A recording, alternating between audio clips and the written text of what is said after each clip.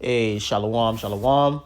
I want to say all praises be to Abba Noah, Yahweh, Bahashem, Yahweh Shai, Bahashem, Harakakodash. The honor to the apostles was a quantum of great millstone who ruled well. Shalom to the sincere brethren. I came out there across the four winds, the four corners of the globe, pushing the truth, the good news of Yahweh Shai, proclaiming salvation to the elect of Israel, so-called Negroes, Latinos, and Native Americans. I proclaiming the downfall of Esau, Edom, the so-called white man, and his wicked empire. It's gonna be a to the point, straight up video. Basically, the Lord is with his elect. The Lord is with his hopeful elect, and that's what should keep us going day in and day out as our journey, our liberty in this truth continues. Is that knowing that in all things, ultimately, the Lord is with us, man. We have hope at the end of the tunnel. Great hope, salvation. You understand? We in a prison sentence, but we have an out date. And our out date is sooner than when we believe, according to Romans 13 and 11. So this book of Psalms chapter 37, verse 25, this is King David speaking. Malak Dawada. I have been young and now I'm old. So basically throughout my whole life, man. It's King David saying, my whole life. I have been young and now I'm old. Yet have I not seen the righteous forsaken, nor his seed begging bread. And David would know all about them, man. Because David is one of basically the top righteous man under Yahweh Shai. You understand? So he would know all about that, man. And he been through all type of trials and tribulation.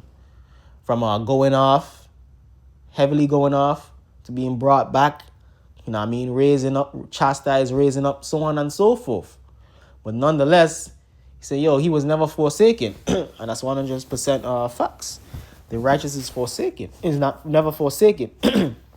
So why would the Lord forsake us now in these last days and times? So that's what you have to keep in mind. We are supposed to what? Stay the journey. Stay the course. As we are for surely not forsaken in these last days and times. The Lord is with us, man. The Lord is with us in all things. Abaratiza, we stay the journey. Abaratiza, we continue doing what we're supposed to be doing. You understand? Psalm chapter 37, verse 25. Let me read that again. I have been young and now I'm old, yet have I not seen the righteous forsaken, nor his seed begging bread. So the righteous ain't forsaken, nor his seed begging bread.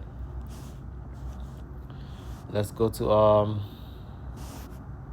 Romans 8 and 17. Romans chapter 8, verse 17.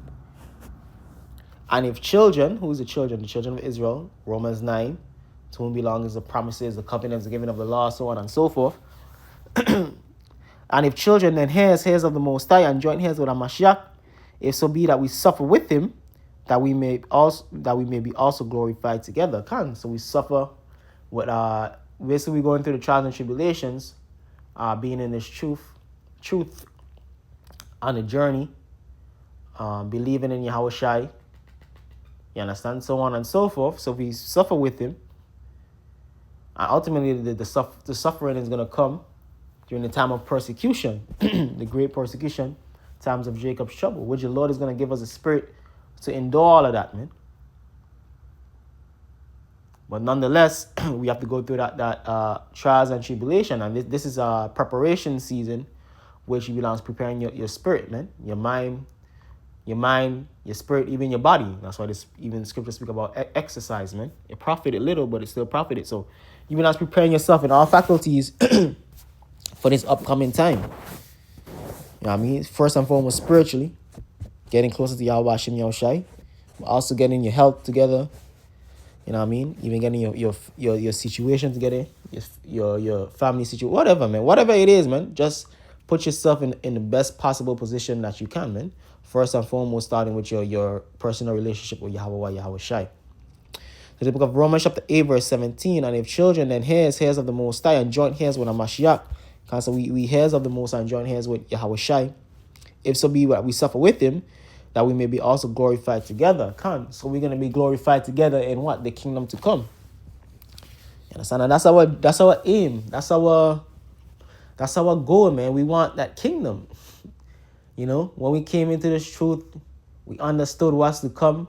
We was like, then what's the solution? The kingdom. Yahweh is going to save us out of this coming destruction. We're like, wow. You know what I mean? Blow us away.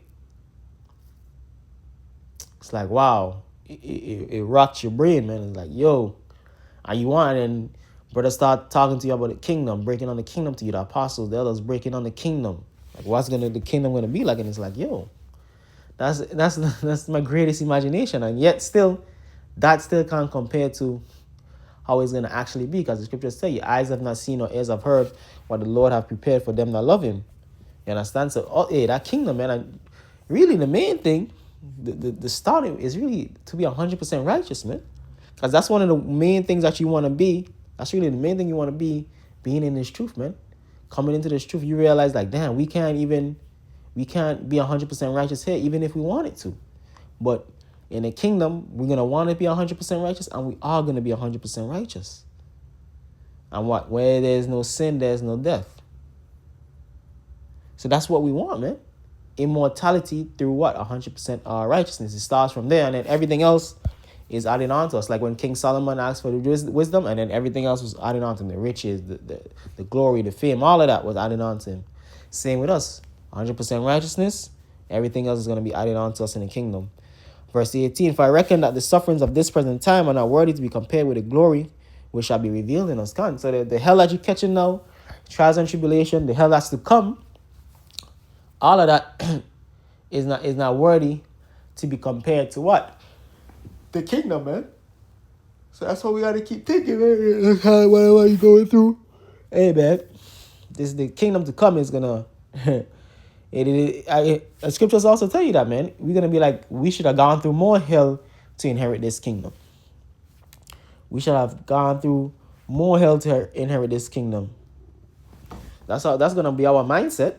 It's like, damn, this is too much, man. It is too much. But it's all the will of Yahweh Hashem Yahushai. Because I always like to say, man, even the scriptures tell you.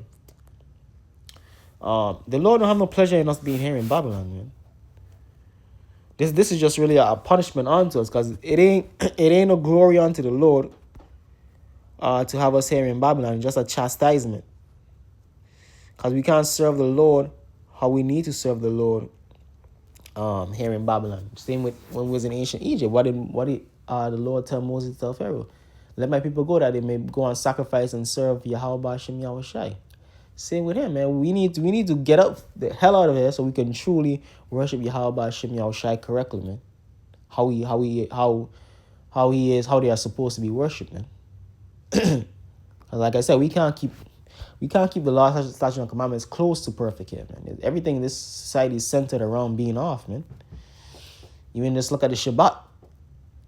Most brothers have to work on the Shabbat unless you work a job where you create your own schedule. And then even then you might have problems with that, because you might have customers that want you to do stuff on a certain day, and then you probably got to do it. You understand? So even that in and of itself, this society is built in to go off here in Babylon, man.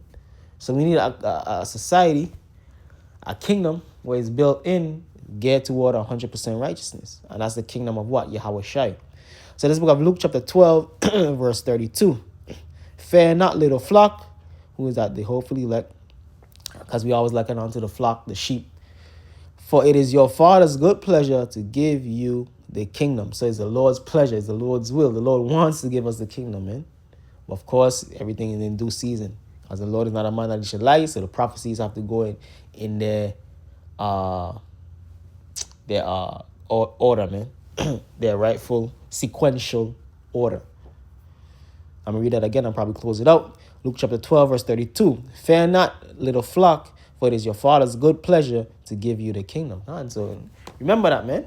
It is the Lord's pleasure to give us the kingdom. And it says what? The scriptures all say, hope is not a shame, man. I mean, our hope in Yahweh Hashem Yahushai is not going to lead to our shame. It's going to lead to our glory, man.